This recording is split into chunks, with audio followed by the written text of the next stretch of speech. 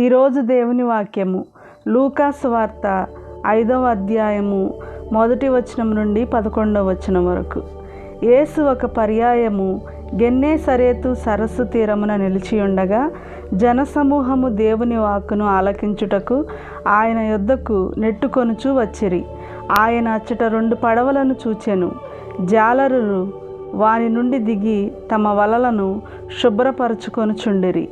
అందులో ఒకటి సీమోను పడవ. యేసు ఆ పడవనెక్కి దానిని ఒడ్డున నుండి లోనికి త్రోయమని అందు కూర్చుండి ప్రజలకు ఉపదేశింప ఆరంభించెను. ఉపదేశించుట ముగించిన పిదప యేసు సీమోనుతో, మీరు పడవను ఇంకనూ లోతునకు తీసుకొని వెళ్ళి చేపలకై మీ వలలను వేయుడు అనెను.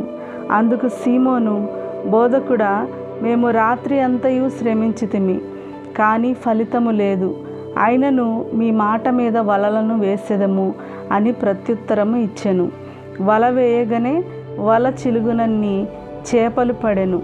అంతటా జాలరులు 2వ పడవలోనున్న తమ తోటి వారికి వచ్చి సహాయము చేయుడని ప్రాధేయపడగా వారు వచ్చి 2 పడవలను చేపలతో నింపగానే పడవలు మునుగునట్లు ఉండెను.